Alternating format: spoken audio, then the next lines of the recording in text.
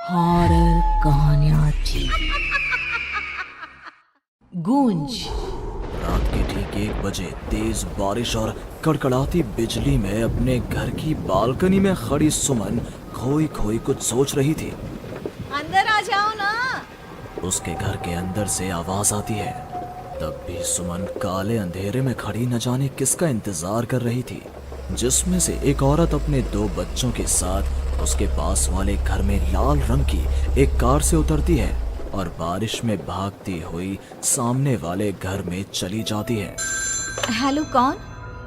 मेरा कुछ सामान तुम्हारे पास है, लौटाओगी नहीं? आपका क्या सामान? कौन है आप? और मैं तो इस घर में कुछ सेकंड्स पहले ही आई हूँ। आपको यहाँ का नंबर कैसे पता चला? मम्मी, हो सकता है कि जो फैमिली यहाँ पहले रहती हो ये कॉल उनके लिए हो। नहीं नहीं, ऐसा नहीं है। बाहर कड़कड़ाती बिजली एक अनजान आदमी के फोन ने नेहा को डरा दिया था। वो फौरन कॉल रख देती है। चलो बच्चों, कमरे में चलते हैं, मैं तुम्हें सुला देती हूँ। पर यहाँ इतने अंधेरे में तो कुछ भी नहीं दिख रहा। मम्मी, फ्लैश लाइट ऑन करो ना।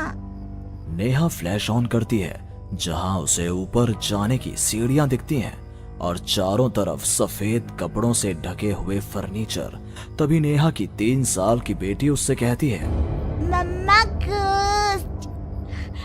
नो माय लव, ये तो वाइट क्लोथ्स हैं। चलो ऊपर, मम्मा आपको स्टोरी सुनाएगी। सुननी है ना? चलो चलो चलो। नेहा स्ट्रॉबेरी को गोद में उठाती है और रोहन के साथ सीढ़ियां चढ़ना शुरू करती है। एक एक कदम उसे ऐसा एहसास हो रहा था मानो वो सीढ़ियों पर नहीं दलदल में कदम रख रही हो। ये मेरे पैर सीढ़ियों में धंस क्यों रहे हैं? बहुत देर चलने के बाद सीढ़ियां खत्म होती हैं। ऐसा लग रहा है मानो मैं जन्म से बस चल ही रही हूँ। जैसे तैसे थकी हारी नेहा ऊपर कमरे में पहुंचती है। जैसे ही फ्लैश बेड पर पड़ता है, वो देखती है कि उसके दोनों बच्चे पहले से ही बिस्तर पर सो रहे हैं। मेरा सर चकरा रहा है। बच्चे तो मेरी गोद में थे, यहाँ कैसे आ गए? और वो भी मुझसे पहले। नेहा कुछ समझ नहीं पाती और बेसुध होकर जमीन पर गिर पड़ती है। अगली सुबह उसकी आंखें सूरज की किरणें चेहरे पड़ने से खुलती हैं। नेहा बालकनी में जाती है, जहां उसे सुमन अपने बालकनी में खड़ी दिखती है। ऐसा लग रहा था मानो सुमन रात भर से वहीं खड़ी थी। सुमन नेहा को मुस्कुराकर देखती है। हेलो, मैं यहाँ कल ही शिफ्ट हुई हूँ। मेरे हस्बैंड का यहाँ ट्रांसफ़र हुआ है। आसपास कहीं घर ही नहीं मिला, तब 40 किलोमीटर दूर यहाँ ये घर मिला। आप यहाँ पर कब से हैं?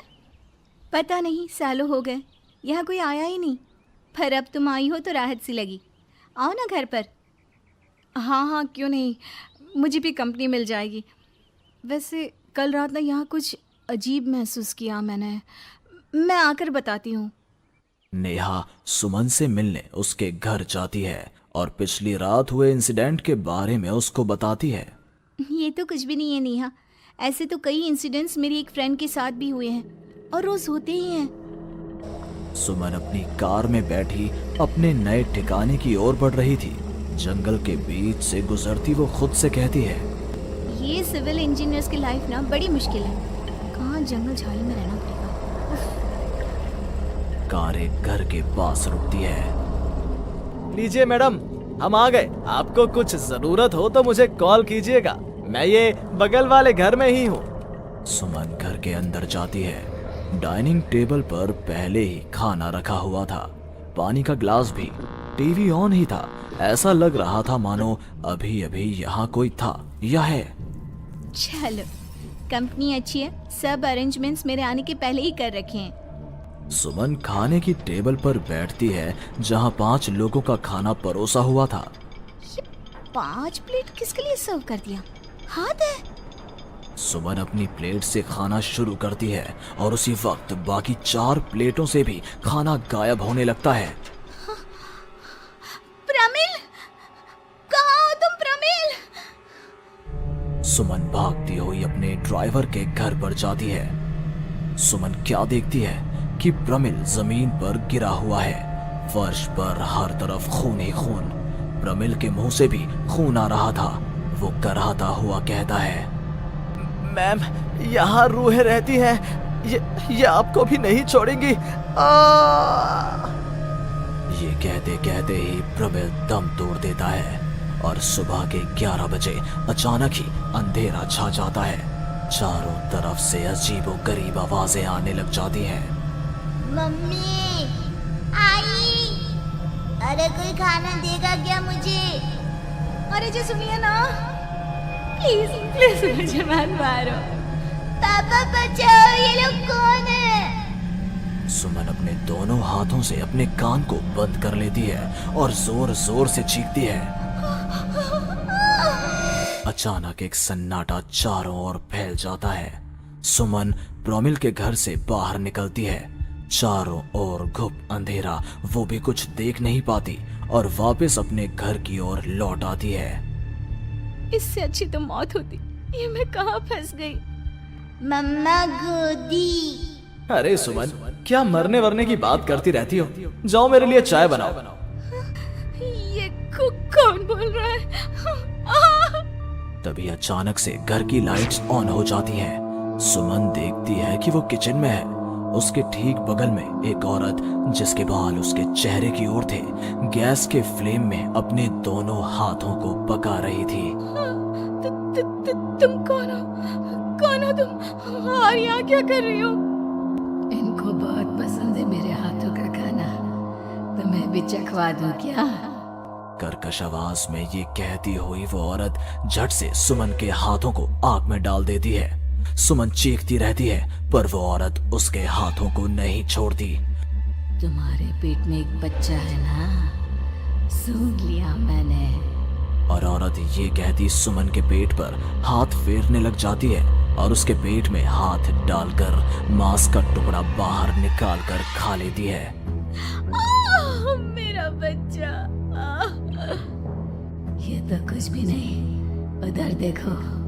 वो औरत दीवार की तरफ इशारा करती है। दीवार पर खून के ऐसे धब्बे थे मानो नवजात शिशुओं को उसी दीवार पर पटक पटक कर मार दिया गया हो।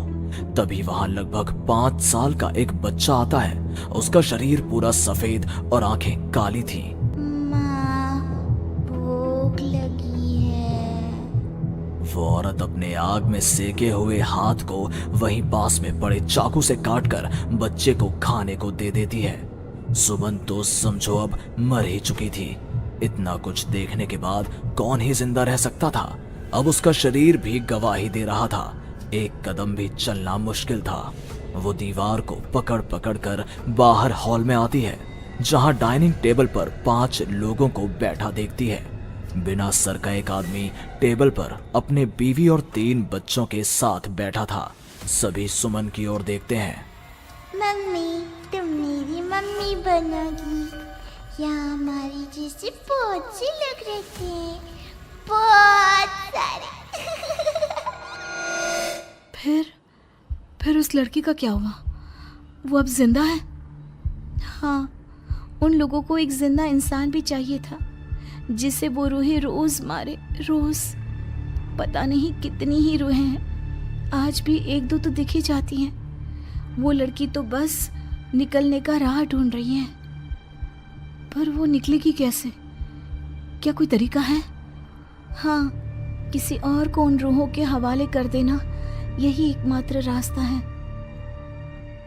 तो उसने किसे उन आत्माओं के हवाले किया? किया नहीं, अब करेगी। तुम्हें ये वही घर है और वो लड़की मैं हूँ। अलविदा नेहा।